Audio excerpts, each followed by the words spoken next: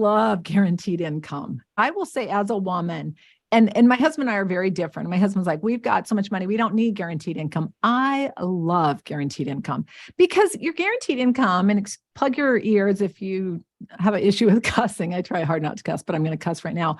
It's like your go-to fund. When you have enough guaranteed income to support you, you have choices. That's when you get to work because you want to work. That's when you have options. And it's kind of like Social Security or your pension.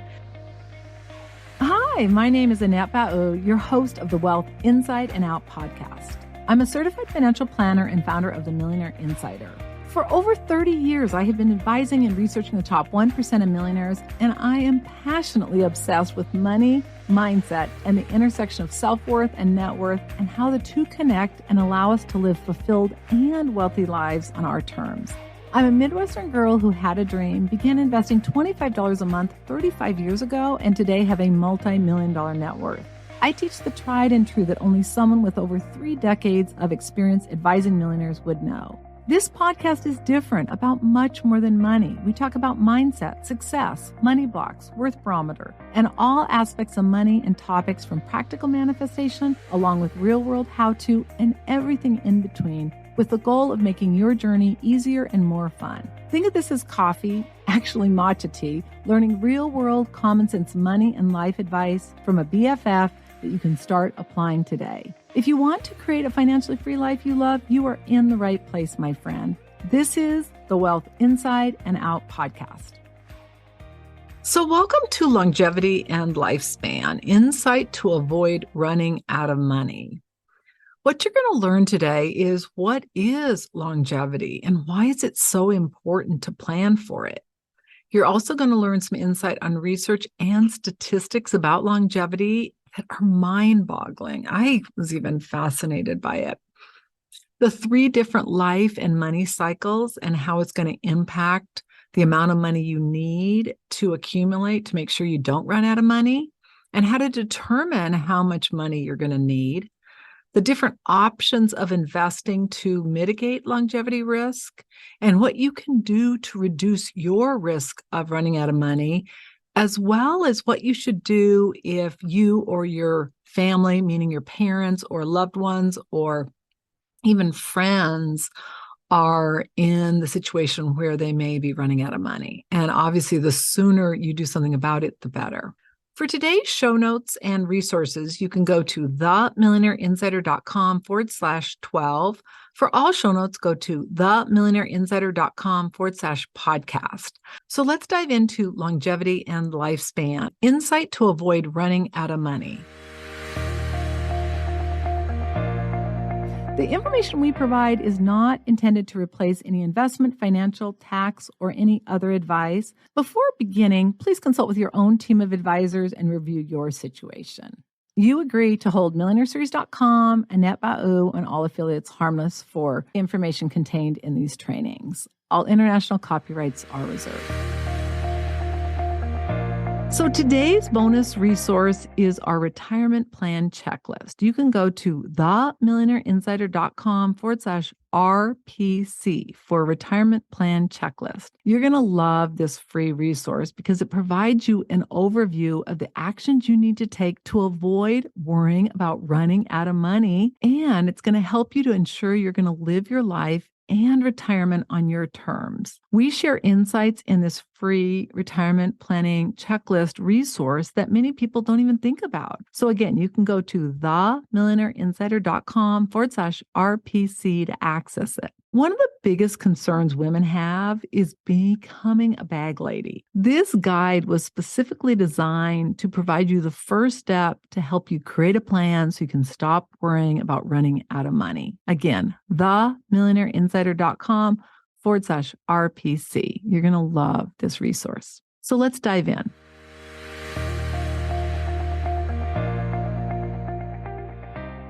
I'm so excited to welcome Susan Swinehart, attorney, to the call. So welcome, Susan.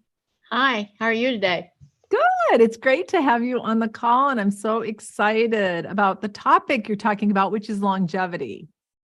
And a lot of people do not even think about longevity, but in my opinion, and in many experts' opinion, I think it is one of the biggest risks that namely women have to deal with. And everyone's so concerned about market volatility, about interest rates, about inflation, about recession, but no one talks about longevity. And longevity is basically, as you're going to learn, how long we're going to live, and more importantly, how much money we're going to need. And so how good can it be to be living a long life if you don't have money? If longevity is not on your radar, hopefully after today's conversation, it will be. So, but let me give you a little insight about Susan. So she is an attorney, and interestingly enough, her daughter is also an attorney and a medium, which I think is so cool. The fact that she could combine different elements of her brain to be a success, and her son is a stand-up comedian. So Susan, we're expecting some humor from you today. All right. All right. You've got it in your genes. But more importantly, Susan is also firsthand experienced what it's like to be a widow. She was widowed and, forced to make a lot of decisions because of that. And so in her expertise and her also being an attorney, she's got a lot of insight that can really shed light on some of the different planning issues that many of you will be faced with. So I'm so excited to dive into today's call. So again, welcome, Susan. It's great to have you on the call. Okay, thanks. So let's start off by just explaining to our audience, what is longevity? It's how long something's going to last. And what they should be aware of is how long they're going to live and how much money they need. Okay. So in with humans, it would be how long we're going to live. Right. Right. That's exactly right. Okay. So obviously that's one of the reasons it's important, but what are the other reasons of why longevity is now such an important topic and something that a lot of people are becoming aware of and concerned about? People are now calling it lifespan and how long will you live, rather than we always did call it longevity. And because of things such as gene therapy and CRISPR, and people are eating healthier, exercising, and Peter Diamandis, he is really into this and all kinds of information about the lifespan. And just last month, a scientist in Copenhagen, he was able to get a mouse to age quickly. And I have examples of this. I have a woman, 87, came in about a month ago, and I told her for 25 years, you're not going to have enough money to live on, because she has a pension and she thought that was all great. And her whole life, even when she was younger, she lived the good life, traveled all over the world. And still to this day, she wanted some money off her account like last month, because the lease was running out on her current car and she's getting a new car. And there's no way she should have done that. But that's how she lives. And she said to me about 6 months ago, I had no idea I was going to live this long. Yeah. And I said, well, that was why I was telling you to cut back on your spending, because we have inflation, so prices go up. And you just can't go on like that. People need to get a grip on it. Well, and I think, there's a real popular book, Die Broke, and the concept of die broke is so attractive to people like this woman, right? I mean, who doesn't want to die broke? I mean, if we die broke, a lot of us would be living very different lifestyles. The problem is I've just never seen an example of somebody who either consciously or unconsciously decides to die broke that it turns out well, because most people, if we knew when we were going to die, the date, that might work. But the problem, just like you say, now she's like, oh, I'm living a lot longer than I thought I would. And I think for all you women listening, you need to pay attention to this, because this is the biggest risk I think we have, is outliving our money. Now, let's just talk a little bit about, there's a lot of research. I know Dr. Mark Hyman, Peter Diamandis, and a lot of different people who are really knowledgeable in longevity. You've talked a little bit about the fact that now they're referring to it as lifespan. Can you elaborate on lifespan and what some of this research is all about? Yes. Lifespan is the new term, because you may be able to choose actually how long you want to live with all the new developments going on. So, there's gene therapy to change some of the genes, and CRISPR that's often used in cancer situations. What's CRISPR? It's a way to treat cancer. Oh, okay. And it's just basically like diet and different therapies? Yeah, it's just therapy that they can use to kill the cancer cells. Okay, awesome. Yeah. Okay. So what is gene therapy? What they can do now to change your genes so they can fight off cancer and other, another type of things that that the genes have gone bad, so to speak. And so you make them work, That is Yeah. fascinating. So what is the thought process of like when you're like, so you're saying like with gene therapy, they can actually say you could live longer or you don't do it and then you don't live as long. Can you elaborate Well, a you little bit on that? can like help kill the cancer, make it go after the bad cells. Okay. And Okay. Wow. and That's crazy. That's fascinating. there is so much coming out there, and it's so fast. Peter Diamandis said in the next 10 years, there will be more medical knowledge and things to change a person so the person lives longer than in the last 100 years. Wow. You were sharing some statistics with me earlier. Can you share those with the audience? A male who is 65 has a 40% chance of living to 85. And a couple where a husband and wife both live to be 85, they have a 72% chance of living to be 85. And I don't know if some of you are familiar with the nun from Loyola College who always used to go to the basketball games during March Madness. Yeah. And she'd show up there. She just has written a book about her 100 years of life and what she's learned. So it is, and she's like 103 or 104, still mentally all there, the whole thing. And, that is just fantastic. And that's another issue I have with clients. They'll come in and, we'll do some planning and I'll say, well, how long, I talk about longevity. I'm not going to live that long. And I say, well, how long have your parents lived? And, the wife will point and she'll point to her husband and said, well, his mom lived to be 90 something and his grandfather made it to 100 and her family will be in the 90s also. And they say, well, I never thought about we could live that long. Right. So right. It's there. And then it justifies spending your money, right? I mean, it justifies overspending, thinking, well, we're not going to be here, when in reality, we don't Absolutely. know. Absolutely. Well, and let's talk about RMD for just 1 minute. RMD is your required minimum distribution, and I will link to that in the show notes. But one of the things that caught my attention, and I'd love to hear your insight on this, is, it used to be 70 and a half, and I'm sure before that it was probably even younger. Then it was like 72. Now it's 73. Every indication it's just going to keep getting further out because people are living longer, right?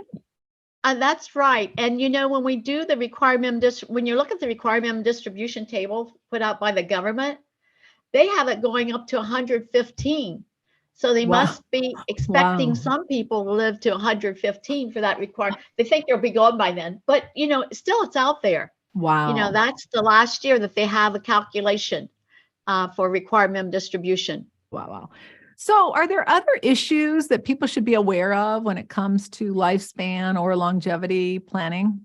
Yes, we have what we call the go-go years. That's after a person retires and they're going here and going there. And this is just what I read into this week. One of my clients called me and she wanted some money. And then she said, I need to come in. And I said, well, planning or what is it going to be about? And she said, I need somebody hold my feet to the fire. She said, I'm taking 5 trips this year. And I said, where are you going? Well, we only got to one of them. One of them is the Christmas trip when people go to Germany and the Netherlands for Christmas shopping. She's doing that. And she said, I'm doing 4 others. And she said, I need to cut back and get a reality check, because she said, and I'm getting worried about my money. She also has a pension. Her husband died about 6 years ago, and it was all fine when he was alive, fine financially. And since he's passed, she's done a lot of spending. She did some things in her house. She's doing the trips.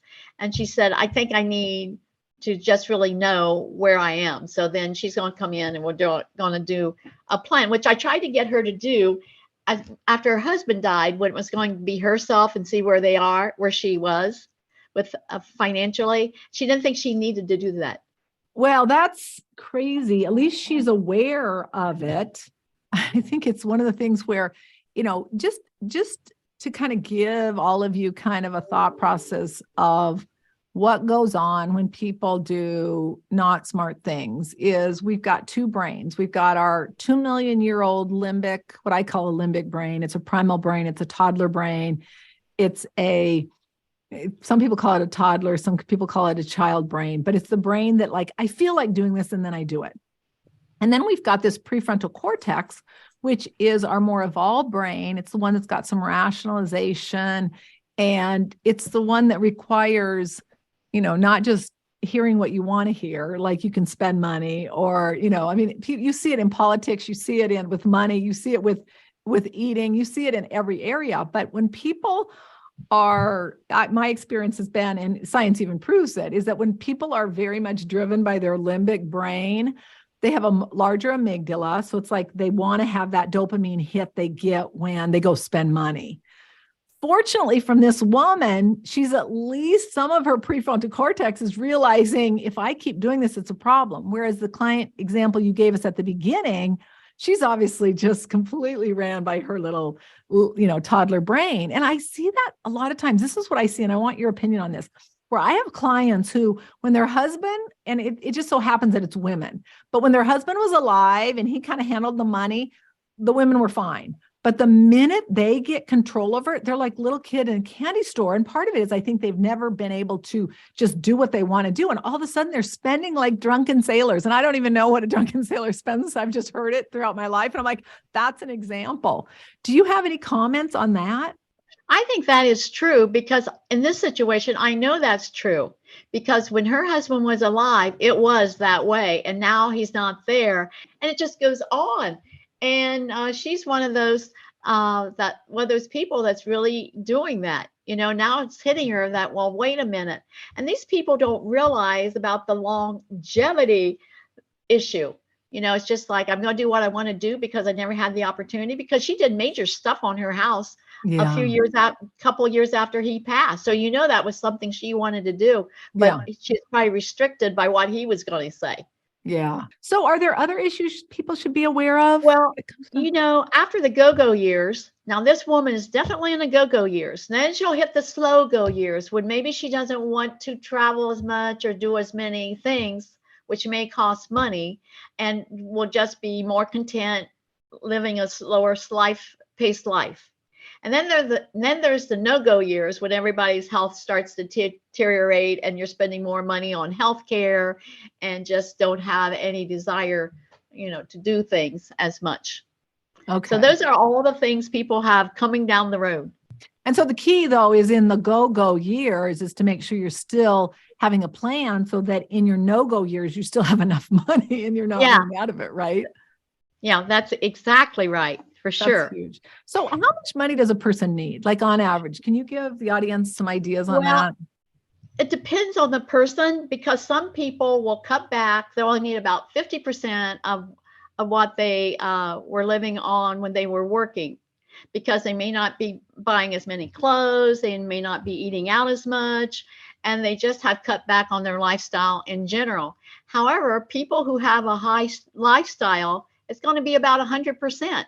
They're still going to want to live the same way. So it's an individual thing according to each person. So it can be anywhere from 50 to 100. And I want to just add to that, because one of my comments is, like, now, granted, I'm around a lot of people who have money, and I'm around a lot of people who do a lot of things. A lot of our friends have multiple homes, so they've got a big life. That said, I know very few people who are really successful at what they do for a living, and then they retire where they're spending less. And in a lot of cases, they're spending more because when they were working, they didn't have the time to be golfing all over the world or traveling all over the world. And this is something I think everyone needs to be really aware of, is if you are like a go-getter and you are active, and I'm talking more now to men probably than women, but it's probably the same thing with women. But if you enjoy going and doing things, it costs money. And now you've got the time to do it. So anyone that thinks they can spend like 40 or 50% of their income those days, in my opinion, are long gone. So I would rather have you plan that you're going to spend 125%. And then you're like, I only needed 70% or 80%. Okay, great. You're going to be okay. But if you're planning on, 50 to 100% and you're spending 125 or 150%, that is a big problem. Yeah, that is so true, because you got the time. And so, unless you have something you want to do that doesn't cost anything, you are definitely going to spend more money in those first years you're retired. That's absolutely true. Yeah. And so how long is a person typically retired for? Like, what's the average? The average is 30 years. So it all depends on when a person retires. But I've heard so many people tell me, well, I can't believe I've been retired 25 years already. I can't believe I've been retired 30 years already. And then some people have said, I've been retired longer than I worked. Wow. Now let's talk about medical insurance for 1 minute, because I think a lot of people don't realize, do you have any numbers as far as cost of medical insurance? Well, this is the thing on healthcare. When a person retires, a couple retires, they're going to spend $225,000 during the rest of their life, or $425,000, up that whole range. The 250 is going for people who have health issues and they're not going to live as long as the people who try to stay healthy, who are going to spending 425,000 during their lifetime, because they're going to be living longer. So between 250 and 425. Wow. Now, let's talk about ways to invest to mitigate longevity risk. Can you give just some examples? Yes, people can use traditional mutual funds. They can use exchange traded funds, individual stocks, bonds, annuities, and insurance. And this is the thing. People often, when they get near retirement, want to be very conservative and say, I don't want to invest anymore. I want it all in the bank. Mm-hmm. And that is wrong, because this is one thing we know. We have inflation, we have taxes. So all the money you have is going to be eaten up by those two things. So you always, no matter what, you're always going to need some of your money to grow, because otherwise, not only are you spending money, but taxes and inflation also erodes the money you have. Yeah. So those are things to think about and do, so you can always keep your money growing.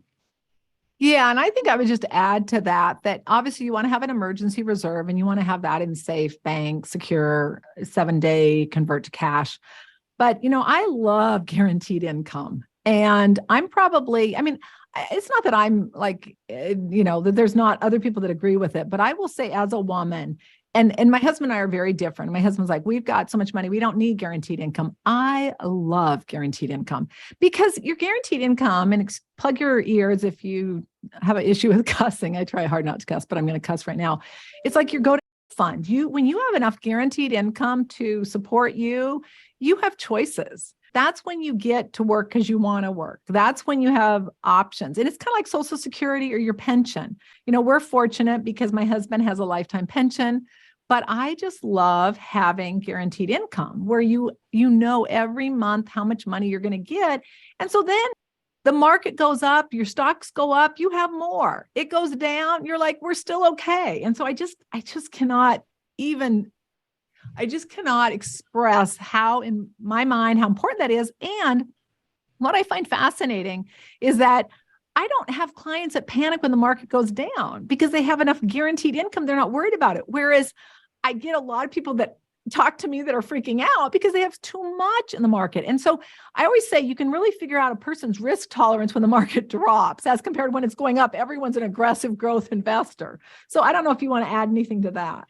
Well, I agree with that, because that's the same thing as when people, what I call, have buckets of, I call it buckets, where we put money for what they want to spend now, and 3 years from now, and 5 years from now. And then they have those buckets, and they can be in conservative things like cash in the bank, guaranteed what's going on, and then something like a floating fund rate or something like that. And then we keep moving them over as they need the money. And so what's growing outside in the mutual funds and the other investments, we care, but it's not like a crisis, because we got the buckets. We don't have to worry about where we're going to get our money.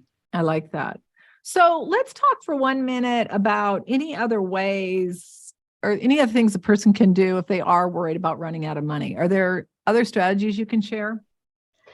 Of course, if they're worried about running out of money, first of all, they should hire an advisor.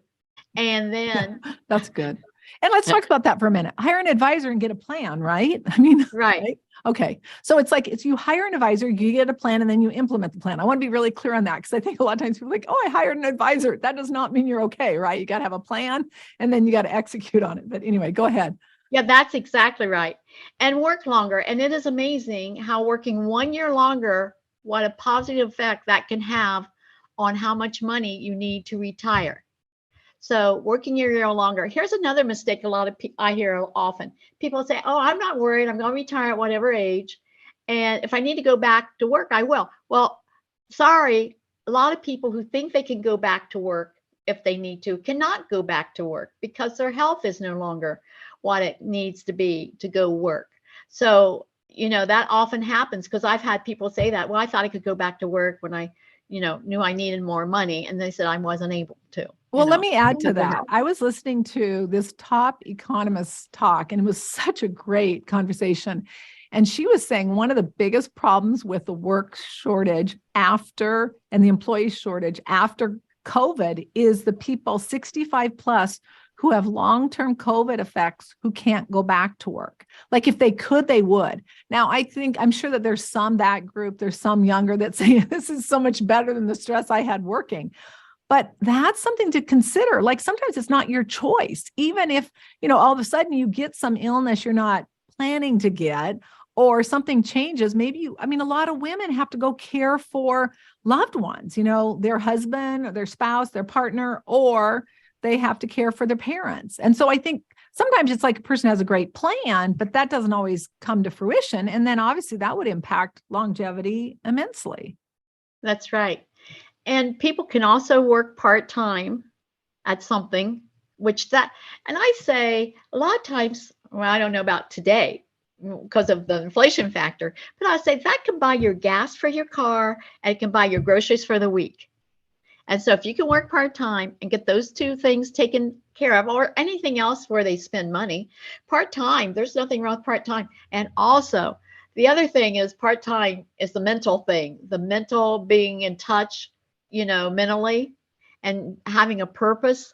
There are so many things that I think working part-time benefit to the people overall for overall well-being. Yeah, that's so true. And I think that's one of the things where I see like sometimes people retire and it's like their brain goes to mush and then it's like they get sick and die. And I think part of it is they don't really have any purpose. So I think if you are thinking about, we're talking about running out of money, but if you are thinking about wanting to live during retirement, enjoying your life, you got to have more of a plan than just I'm retiring. Yeah. Right. Yes, I've seen too many times where I've seen the person go downhill after they retired when they didn't have a purpose. And, I could sit here and tell you for the next hour of situations where that occurred. It can be somebody who's really with it and sharp and so on. And then as retirement, the longer they were in retirement, the more they declined. I said, I'm never going to retire because I've seen too much of that and I'm scared.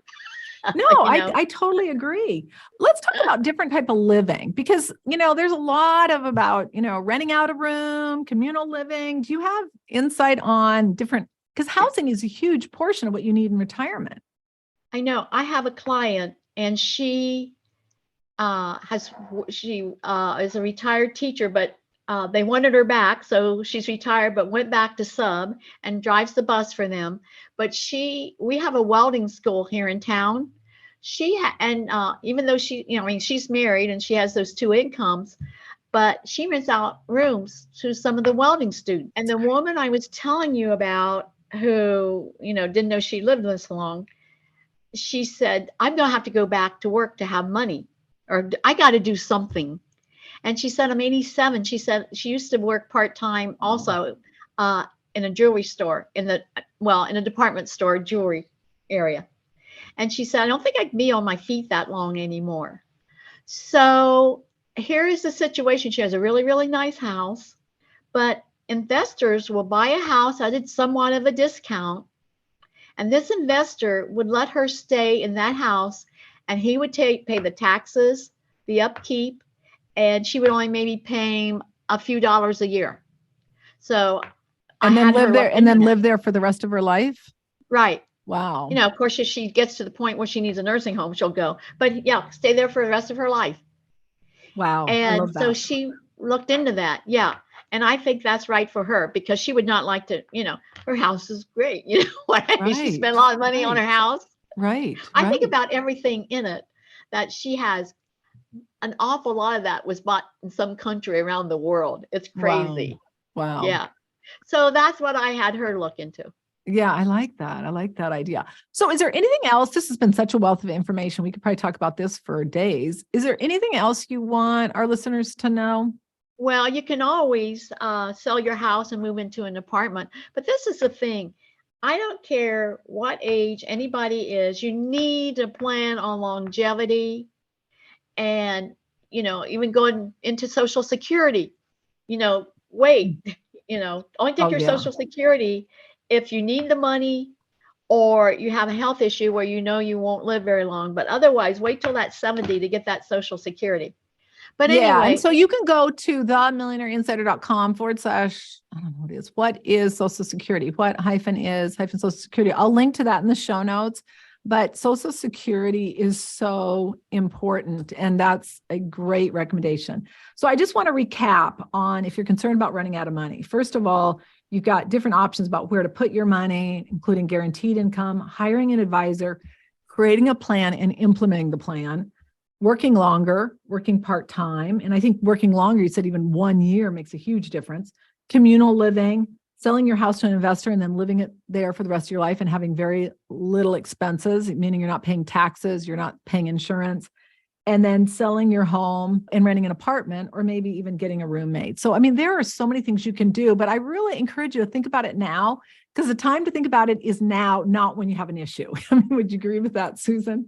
Yes, I would. And one more thing I want to mention is the sequence of return on investments, because if the market's down, you're going to retire, you think you're going to take some money out of your investments, 401k, IRAs, or whatever. When you start taking out that money and the market is down, you're not going to end up with as much money because you already are down in the market. So if you need that for income, it's down. Now, if the market is up and you start to retire, you're in much better position. So always just kind of be aware of that if you're going to have to take money out of the market, whether it's mutual funds, 401ks, IRAs, or whatever. It doesn't make any difference. Okay. You want it up when you start taking out your money. Perfect. Oh, thank you so much. This has been a wealth of information. Now, if you would like more support, you can go to themillionaireinsider.com / support-request and access it. Or you can go to themillionaireinsider.com / Susan-Swinehart,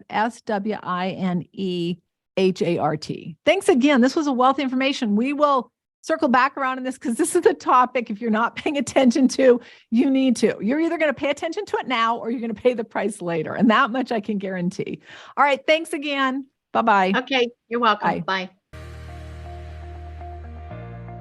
If you love the content of this podcast, please follow and subscribe to our channel so you get notified of episodes, and also give us a 5-star review and share a comment. We really appreciate it.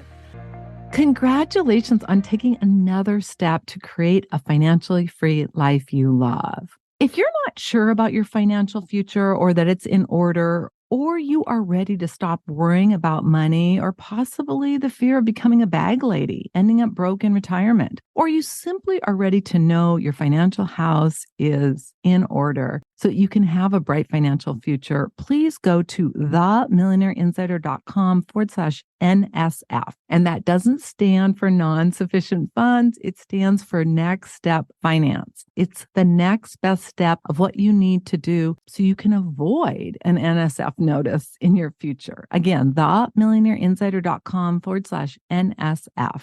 The number of women who were not broke or poor while working or married is staggering. The entire mission of the Wealth Inside and Out podcast is to ensure you have the information for you, your family, your friends, anyone who's willing to listen to it and apply it so that you can create a financially free life you love. Again, themillionaireinsider.com / NSF.